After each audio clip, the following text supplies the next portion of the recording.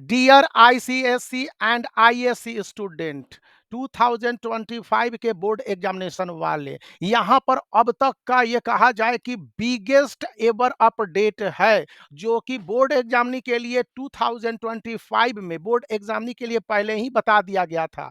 और अब ये अपडेट है जो कि आया है सभी क्लासेस के लिए, यानी कि क्लास 3 से लेकर अब आपको अपडेटेड कर दिया गया है क्लास 8 तक। लेकिन इंपॉर्टेंट इन 3 से लेकर 8 तक का नहीं है, class 10th and class 12th के लिए है। क्लास 10th के जो 2025 के बोर्ड एग्जाम नहीं है, क्लास 12th जो 2025 के बोर्ड एग्जाम नहीं है, उसके लिए आईसीएसई काउंसिल ने प्लान किया और पायलट असेसमेंट को जारी कर दिया है। एकेडमिक सेशन 2024-25 के लिए ये क्या कहता है, जरा सा आप इसको डिटेल से जान लीजिए, क्योंकि यह अप्रैल में ही एकेडमिक सेशन की शुरुआत होने के साथ ये आ गया था। और मैं सबसे पहले बता देता हूं कि यह इंफॉर्मेशन किस डेट का है, बहुत लास्ट में है, तो आप इसको देखेंगे। देखिए, ये 10:30 AM पर Indian certificate of secondary education के एकेडमिक सेशन में लास्ट अपडेटेड है 27 अक्टूबर 2024 को।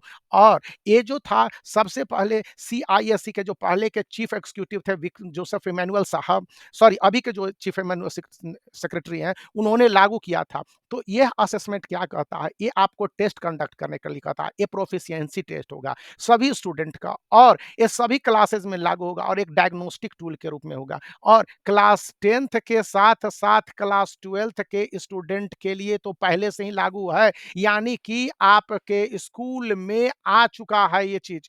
आपने देखा है कि नहीं देखा है, तो इसको पढ़ लीजिए क्या है। Council for Indian school certificate examination का प्लान है कि अब 3rd से लेकर 8 तक जो एकेडमिक सेशन है उसमें लाया जाए, जिसको कि काउंसिल के चीफ एग्जीक्यूटिव एंड सेक्रेटरी ने कहा है। एक class 10th and class 12th के लिए आ चुका है। यहाँ पर assessment will be test of proficiency of student in classes के लिए एक डायग्नोस्टिक टूल के रूप में होगा, और बोर्ड एग्जामिनी के लिए पहले ही ला दिया गया है। तो काउंसिल क्या कह रहा है कि यह एक पायलट है, मतलब कि एक अभियान है, असेसमेंट करेगा सभी क्लासेस के लिए, और इसी एकेडमिक सेशन से 10th और 12th के लिए अप्रैल में ही आ चुका है। आप स्कूल में अपने टीचरों से पूछ सकते हैं। तो कहता है कि स्टूडेंट है जो इफिशियंसी कितना लाते हैं, जैसे कि उन्होंने पहले बार एक पहला टेस्ट दिया, फिर दूसरा टेस्ट दिया, फिर हाफ ईयरली दिया, या उसके बाद आप फिर एक टेस्ट दे रहे हैं जिसको थर्ड टेस्ट कहेंगे, फिर आप उसके बाद है कि सेंट अप टेस्ट देंगे, फिर उसके बाद प्री बोर्ड देंगे।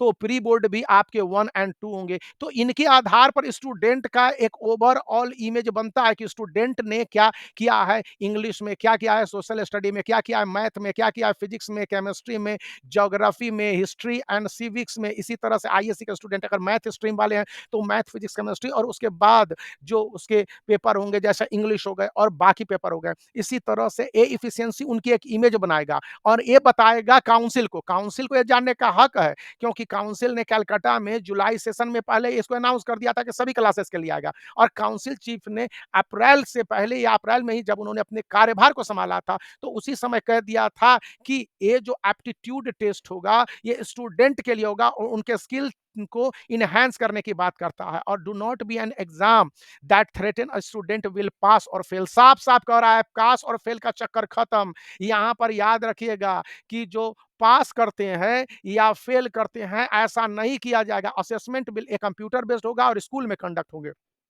और ये असेसमेंट स्टूडेंट के एक इमेज को बनाएगा। कहा जाता है कि स्टूडेंट को उनके रिजल्ट बता दिए जाएंगे और इस पर उनके मार्क्स नहीं दिखाए जाएंगे।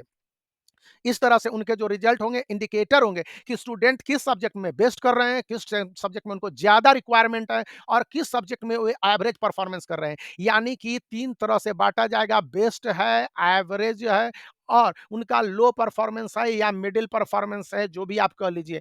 कि यदि स्टूडेंट 80 से 100 के बीच में लाता है, बेस्ट में जाएगा। एवरेज है तो वहां पर 70, 60 या आपको 50 है। लो है या बहुत कम मान लिया जाएगा, तो उनको बिलो 50 मान लिया जाएगा कि इस तरह से है। और ये जो असेसमेंट है स्टूडेंट को प्रिपेयर करेगा कि आगे की अपनी तैयारी को कैसे करते हैं। तो ये डायग्नोस्टिक टूल है, इसको डायग्नोस्टिक असेसमेंट कहते हैं। इस डायग्नोस्टिक असेसमेंट में स्टूडेंट देखेगा कि उनके एजुकेशनल हेल्थ क्या है, और स्टूडेंट के जो एक उनका जो मेंटल हेल्थ है और उनका फिजिकल हेल्थ है, इसको भी देखा जाएगा, और इसके आधार पर भी ये रिजल्ट तैयार किए जाएंगे। यानी कि जो पहले आपको ग्रेडिंग मिलते थे, grading A B C D, इसके कई सारे पैमाने कर दिए जाएंगे, और स्टूडेंट के जो परफॉर्मेंस बोर्ड एग्जामिनेशन में है, किसी तरह से प्रभावित होते हैं, तो उसको भी इससे लिंक करने की संभावनाएँ बहुत सारे प्रिंसिपलों ने ज़ाहिर की है। उन्होंने बताया है। अभी ये बातें हैं तो मैं आपके साथ शेयर कर रहा हूँ। तो आप इस वीडियो को लाइक कर सकते हैं, चैनल को शेयर कर सकते हैं और सब्सक्राइब करना याद रखें।